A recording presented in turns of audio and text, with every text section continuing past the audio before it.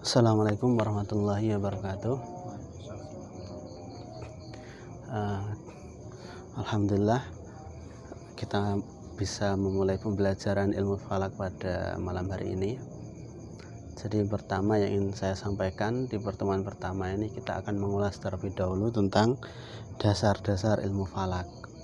Kita perjelas terlebih dahulu apa itu ilmu falak, kemudian definisinya, batas-batasnya, dan seterusnya. Kalau mau maju lagi nggak apa, Mas? Ya, kita akan bicara tentang ilmu falak terlebih dahulu ini. Kata falak itu kalau kita lihat dari segi etimologinya, dari segi lughatan, al-falak lughatan wa al-madar. Falak secara dari segi bahasa itu berarti tempat orbit. Dalam surat Yasin itu disebutkan di salah satu ayatnya di surat Yasin, la syamsu yanbaghi laha an tudrikal qamar wala lailu sabiqun nahar wa kullun fi falaki yasbahun. Bahwasanya matahari itu la syamsu yanbaghi laha an tudrikal qamar. Matahari itu enggak mungkin mendahului bulan, wala lailu sabiqun nahar. Malam enggak mungkin juga mendahului siang. Terus bagaimana matahari dan malam itu? Kullun fi falaki yasbahun, ay kullun yasbahuna fi falakin. Semua itu sudah beredar pada fi falakin, pada falaknya, semua beredar pada orbitnya. Artinya falak secara lughatan, secara etimologi berarti orbit, orbit suatu benda langit. Nah, dari segi istilahi, dari perspektif terminologi, dari segi terminologinya, falak ini kemudian seiring perkembangan zaman dan seiring perkembangan keilmuan, terutama keilmuan Islam, orang memahami falak sebagai ilmu yang mengkaji tentang benda langit yang terkait dengan persoalan ibadah. Sampai sini sebenarnya kajian falak kemudian hanya terfokus pada persoalan yang ada kaitannya dengan ibadah. Sebelum kedatangan Islam, falak sebagai sebuah ilmu yang disamakan dengan astronomi. Kita bisa membuka bagaimana Warson Munawir misalnya dalam Kamus Munawir itu menjelaskan falak itu artinya ya ilmu astronomi. Dalam konteks ini, orang zaman dahulu sebelum kedatangan Islam pun sudah banyak mengkaji falak. Bahkan diriwayatkan dalam kitab Khulasatul Lafiyah karyanya Ki Zubair Umar Al-Jailani, mantan rektor pertama YN Wani Songo pada waktu itu, beliau mengatakan penemu pertama ilmu falak itu Nabi Idris. Wadi'u ilmil falak Nabi Idris. Ada beberapa pendapat yang menguatkan tentang statement ini, tentang opini ini, tentang pendapat ini. Di antaranya Nabi Idris itu di satu riwayat itu dikatakan kata Idris itu berasal dari kata makanun yudros. Ada riwayat yang mengatakan seperti itu. Artinya Nabi Idris itu adalah sosok di mana sosok yang menjadi rujukan tempat dikajinya ilmu-ilmu itu. Maka kemudian Nabi Idris itu dikatakan sudah banyak memberi dasar-dasar ilmu-ilmu pada sebelumnya. Di antara argumentasi juga yang dibangun yang menguatkan bahwa letak dasar ilmu falak, wadi'u ilmil falak itu Nabi Idris. Di antaranya ketika Nabi Idris itu kalau kita lihat sejarahnya lama berkembang di daerah Mesir. Di Mesir itu ada banyak piramida. Piramida itu kalau kita lihat umurnya, banyak ahli sejarah kemudian mengangkat ini umurnya ini udah ribuan tahun sebelum Masehi gitu.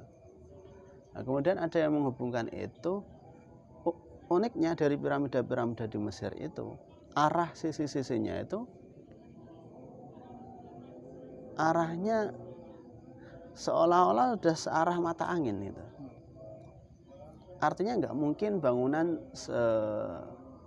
sedetail itu, sepresisi itu, seakurat itu dibangun tanpa mempertimbangkan ilmu ukur, termasuk masalah arahnya itu. Kalau mereka pada waktu itu sudah bisa berkembang ilmu ukur arah itu, artinya dasar-dasar ilmu falak sudah ada pada waktu itu. Itulah yang kemudian menguatkan bahwa wadhi'u ilmil falak, yakni Nabi Idris. Dalam perkembangannya setelah Nabi Idris kemudian berkembang masa ke masa, falak ini juga dikenal dalam literatur yang lain sebagai ilmu nujum. Kalau Imam Syafi'i dalam kitabnya Al-Um itu, falak itu beliau tidak mengatakan sebagai ilmu falak, tapi ilmu hay'ah. Ilmu hay'ah, ilmu tentang lingkungan, ya. Ilmu hay'ah. Inda ahlil hay'ah, biasanya gitu. Inda ahlil hay'ah. Ahlil hay'ah maksudnya ahli falak, gitu. Itu Imam Syafi'i. Kalau dulu zaman Nabi Ibrahim, ayah Nabi Ibrahim itu seorang ahli nujum, gitu kan. Jadi ilmu falak kemudian pada waktu itu berdekatan dengan keilmuan yang lain, dalam konteks ini ya ilmu nujum diantaranya. Makanya kemudian dalam kitab Ta'lim Muta'alim itu, ketika Syekh Azharuddin membahas tentang ilmu apa yang wajib dipelajari itu, pertama Azharuddin mengatakan ilmu hal. Ilmu hal ya ilmu tentang kondisi atau apa yang sedang kita hadapi itu. Kita sebagai orang muslim, karena kita sebagai orang muslim ada rukun-rukun Islam, mulai sholat dan seterusnya, haji, maka itu juga wajib kita pelajari. Lebih lanjut Azharuddin mengatakan wa amma ilmu nujum, adapun ilmu nujum itu boleh dipelajari sebatas hanya persoalan yang terkait dengan ibadah. Nah, tidak untuk hal-hal yang lain seperti menentukan arah kiblat, seperti waktu sholat dan seterusnya. Itulah mungkin yang banyak mempengaruhi terhadap pola pembelajaran ilmu falak, sehingga pada akhirnya kajian ilmu falak itu lebih cenderung ke pembahasan persoalan ubudiyah. Nah, jauh sebelum itu kajian falak ini sangat berkembang, gitu. Kajian falak sangat berkembang. Bahkan kalau boleh kita katakan,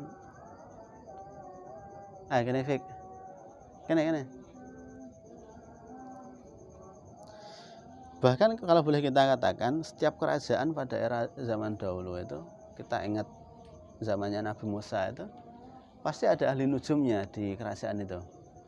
Ada ahli nujumnya untuk memprediksi apa yang akan terjadi, gitu kan. Pada masa Fir'aun, karena ahli nujumnya mengatakan ini besok akan ada bayi laki-laki yang lahir, itu akan mengancam eksistensi kerajaanmu, gitu. Jadi kalau ada bayi lahir kok laki-laki, bunuh, gitu. Nah, itu dari perkataan ahli nujum, gitu. Cuma kalau argumentasi Syekh Azharuddin ini nggak perlu sampai ke tahap itu, gitu, memprediksi apa yang akan terjadi, gitu. Lu kenapa? Lu takdirnya Allah, kamu hitung atau enggak itu pasti terjadi, gitu kan. Nabi Musa, Raja Fir'aun dikasih tahu penasihatnya seperti itu, dia kan udah berusaha untuk menolak takdir itu kan. Nah, tapi Allah nggak kekurangan cara kok menentukan takdirnya itu, malah jadi anak angkatnya akhirnya kan. Nah, artinya menurut Syekh Azharuddin itu ya pengkajian falak ya di kisaran masalah ubudiyah, yaitu nggak sampai ke persoalan hal-hal lain itu. Dalam konteks ini